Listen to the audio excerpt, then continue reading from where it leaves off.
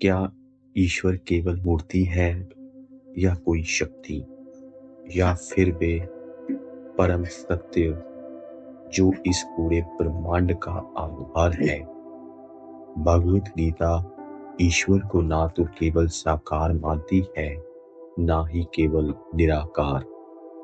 गीता हमें ईश्वर के उस स्वरूप से परिचित कराती है जो सब में है और फिर भी सबसे बड़े है। गीता सबसे पहले अस्तित्व को 3 भागों में समझाती है। पहला क्षण यानी वे नश्वर संसार, सब कुछ जो बदलता है, शरीर, वस्तुएं, प्रकृति, ग्रह, नक्षत्र, सब क्षर है। दूसरा अक्षर यानी आत्मा, शरीर नष्ट होता है पर आत्मा नष्ट नहीं होती।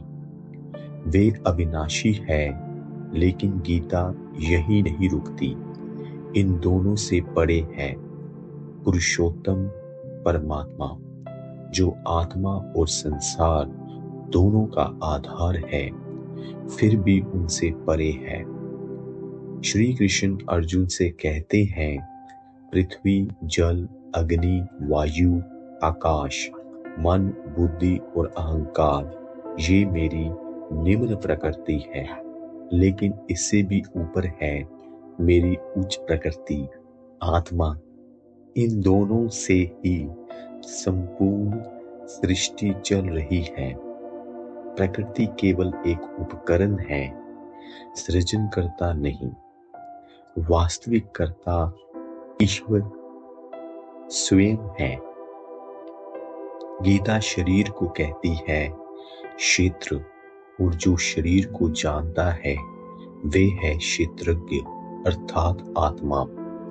लेकिन श्री कृष्ण कहते हैं सभी क्षेत्रों में एक ही सर्वोच्च क्षेत्रज्ञ है और वे मैं हूं, अर्थात हर आत्मा में वही परम चेतना विद्यमान है।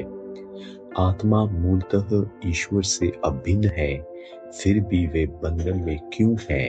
क्योंकि अहंकार के कारण वह स्वयं को कर्ता मान लेती है। कर्म के बीज कारण शरीर में संचित होते हैं और जन्म जन्मांतर फल देते हैं। जब आत्मा अपने ईश्वर स्वरूप को पहचान लेती है, तब वे जन्म मृत्यु के चक्र से मुक्त हो जाती है।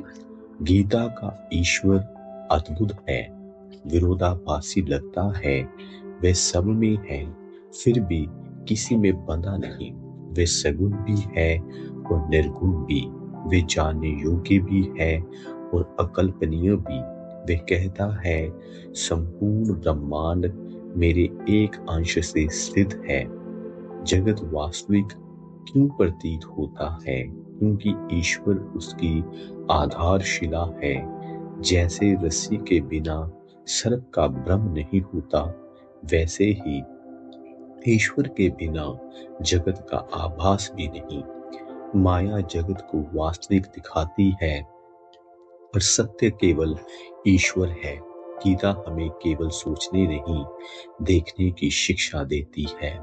बुद्धि द्वैत में सोचती है, सही गलत, साकार निराकार, पर आध्यात्मिक दृष्टि इन सब का समन्वय करती है। सच्चा भगत भीतर से शांत होता है, बाहर से कर्तव्यशील। ईश्वर कहीं दूर नहीं है, वे आपके भीतर है। उसे जानने के लिए बाहर नहीं, अंदर देखना होगा। यदि ये वीडियो आपको गहराई तक छू गया हो तो इसे साझा करें और ऐसे ही आध्यात्मिक विचारों के लिए चैनल को सब्सक्राइब करें।